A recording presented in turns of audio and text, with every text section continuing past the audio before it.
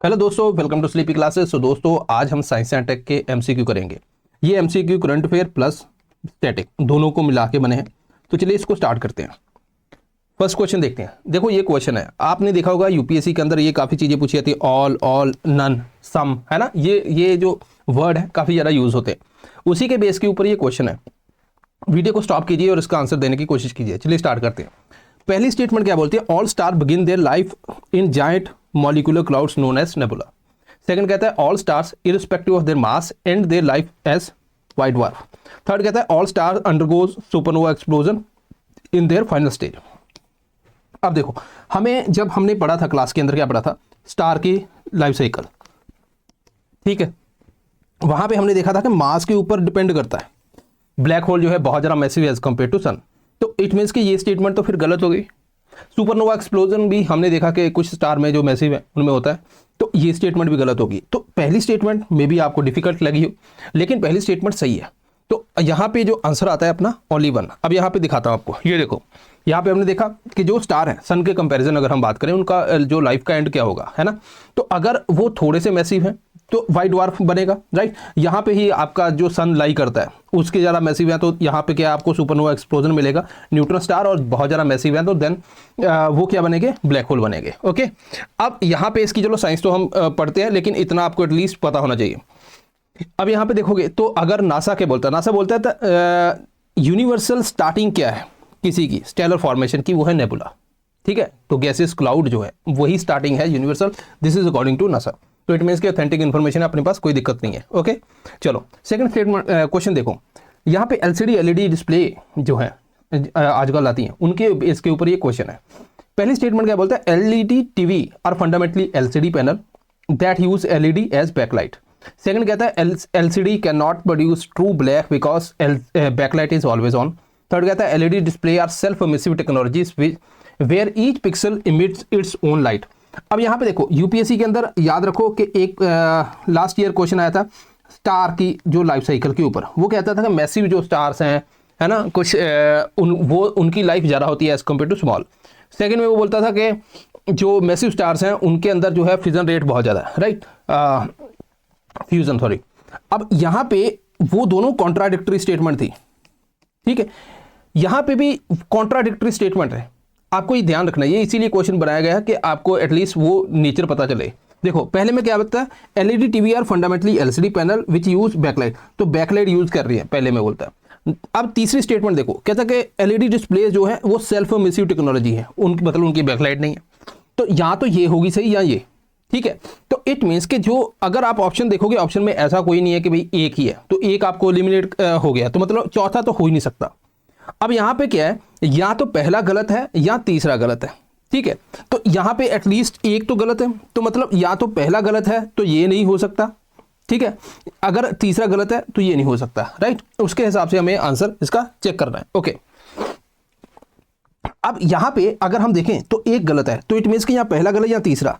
तो it means कि यहाँ पे दूसरा तो फिर सही होगा, क्योंकि एक ही तो इसमें से एलिमिनेट करना है। तो दूसरे वाला ऑप्शन कौन सा है? दूसरे वाला ऑप्शन या ये है या ये, ठीक है। तो इट मीन्स कि यहाँ पे मैं 50-50 पे सीधा पहुंच गया, राइट। चलो अब इसको देखते हैं क्या कंसेप्ट क्या है। देखिए एलसीडी और एलईडी की अगर हम बात करें तो जो इन दोनों में बैकलाइट होती है, तो मतलब जो थर्ड स्टेटमेंट है दिस इज रॉन्ग। तो इट मीन्स कि अपना ए आंसर है। अभी क्या है इसके पीछे लॉजिक मैं अभी बताता हूँ आपको, डोंट वरी, ठीक है। उससे पहले दोस्तों यूपीएससी 2026, अगर आप यहाँ पे कोई कोर्स ज्वाइन करना चाहते हो, जैसे साइंस एंड टेक का कोर्स लेना है, तो यहाँ पे आपको फ्लैट 25% ऑफ मिल रहा है जो भी प्रीलिम के कोर्सेज है, ठीक है। और ये 9 से 15 फेब की, राइट। तो कोड यूज करना है आपने मिशन 933।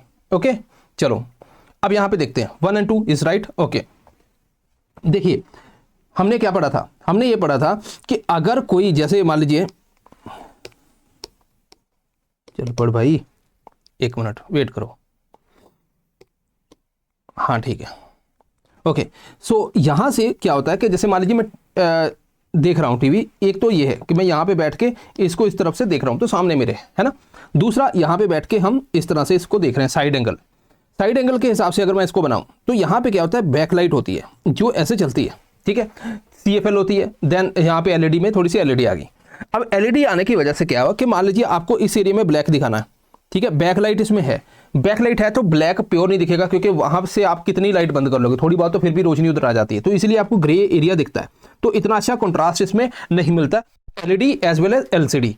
अगर मैं यहाँ पे बात करूँ आपको ओएलईडी, ठीक है, ऑर्गेनिक, इसकी खासियत क्या थी, यूपीएससी ने इसके ऊपर भी क्वेश्चन पूछा है। ये सेल्फ एमिसिव है, तो मतलब यहाँ पे कोई बैकलाइट नहीं है, हर पिक्सल की अपनी लाइट है। तो इसका मतलब क्या है कि हम उसको बंद कर देंगे। अगर पिक्सल को आप बंद कर दोगे तो क्या होगा, फिर आप बहुत अच्छा ब्लैक कलर दिखा सकते हो, क्योंकि बैकलाइट नहीं है तो लाइट जो है वहां पे लीकेज नहीं होगी। ओके, चलो अब ये बात होगी। अब हम इसके फीचर देख लेते हैं।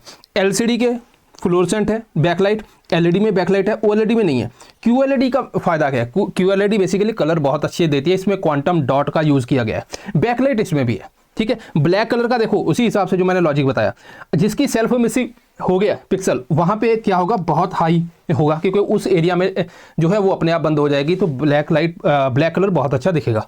इनमें जो है पुअर टू मॉडरेट आपको देखने को मिलेगा। बाकी ये चार्ट आप देख सकते हो, ठीक है, जो लॉजिक हमने पढ़ा था क्लास के अंदर वही चीज मैंने यहाँ पे आपको बताई है। चलिए, recently chemical compound called ricin seen in news, why it is considered as extremely lethal. ठीक है, अब यहाँ पे जो है गुजरात के अंदर कुछ लोगों को पकड़ा गया, तो उसकी वजह से ये न्यूज में था। तो इसका जो आंसर क्या है, इसको देखिए, इसका आंसर है it bind to the ribosome to stop protein synthesis. B is the right answer. Okay, चलो देखते हैं। देखो, राइसिन जो है कैस्टर बीन से निकाला जाता है, तो मतलब ऑयल निकाला जाता है, तो इसके साथ साथ एक कंपाउंड मिलता है जो राइसिन, जो 1 to 5% अगर हम वेट के हिसाब से, लेकिन आपको वेट यूपीएससी पूछेगी नहीं, तो मतलब कहने का मतलब वहां से मिलता है बहुत ही स्मॉल अमाउंट में। और ये थोड़ा सा भी फूड के अंदर मिक्स करके इंसान को खिलाया जाए तो ये क्या करेगा। देखो, हमारे सेल के अंदर क्या है, न्यूक्लियस में डीएनए रेप्लिकेट करता है, बड़ी अच्छी बात है। डीएनए इन्फॉर्मेशन भेजता है आरएनए को, कहता है भाई ले जा इन्फॉर्मेशन, आरएनए बाहर आ जाता है साइटोप्लाज्म में। साइटोप्लाज्म में क्या है, यहाँ पे क्या है, राइबोसोम्स। ठीक है, राइबोसोम्स का काम क्या है, राइबोसोम इसकी इन्फॉर्मेशन जो है ये कोड लेके आया, उसको पढ़ते हैं और यहाँ पे बनाते हैं प्रोटीन। ठीक है, तो प्रोटीन हमारी बॉडी में, हमारे मसल से लेकर हर एक चीज प्रोटीन से बनी है। नारो प्रोटीन भी होता है, अलग अलग तरह के प्रोटीन होते हैं, राइट। अब इट मीन्स कि अगर प्रोटीन हमारा, अगर राइबोसोम स्टॉप हो गया तो प्रोटीन बंद, आदमी खत्म। ठीक है, तो यहां पे क्या है, स्टॉप करता है प्रोटीन सिंथेसिस को, यही इसमें दिक्कत है। Okay okay, next question, astronomical redshift के बारे में पूछा है। अगेन यहां पे सम यूज किया गया है। Some redshift occur because of object are moving away, some redshifts arise due to expansion of space itself, some redshifts are produced by strong gravitational field। ठीक है, आपने एक आधी पढ़ी होगी, लेकिन क्लास के अंदर हमने तीनों पढ़ी थी, तो अगर आपको याद है तो यहां पे ध्यान दो, ये तीनों की तीनों स्टेटमेंट सही है। ठीक है, अब यहां पे देखो, ये स्लाइड को याद करो, हमने क्या पढ़ा था, मैंने आपको बताया था, पहले रेडशिफ्ट समझ लो। रेडशिफ्ट क्या है, ठीक है, देखिए ऐसा समझो कि कोई भी, जब हम यहाँ पे बात करते हैं, कोई मान लीजिए आप खड़े हो तो कोई सायरन वाली गाड़ी आपके साइड में आ रही है, दूर जा रही है, फ्रिक्वेंसी के हिसाब से, जिसको हम डॉपलर इफेक्ट बोलते हैं, उसके हिसाब से आप पता करते हो। लेकिन स्पेस में कोई गैलेक्सी हमसे दूर जा रही है, पास आ रही है, कैसे पता लगे। स्पेस के अंदर क्या है, हम साउंड तो यूज़ नहीं कर सकते क्योंकि उसको मीडियम चाहिए, तो हमने लाइट यूज़ की। लाइट यूज़ का मतलब सिंपल है, अगर यहाँ पे कोई स्टेशनरी ऑब्जेक्ट है ना, तो ये समझ लो इस तरह से है, और ये जो इनके बीच में डिफरेंस है ना, दिस इज वेवलेंथ।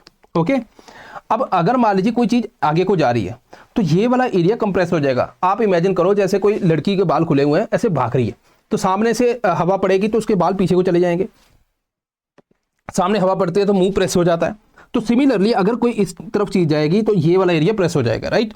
अब यहाँ पे देखो, अगर कोई मान लीजिए आप यहाँ पे खड़े हो, तो कोई चीज आपकी तरफ आ रही है, तो ये वाला एरिया प्रेस हो गया। ठीक है, ये वाला जो वेवलेंथ है यहाँ पे इंक्रीज होगी, राइट।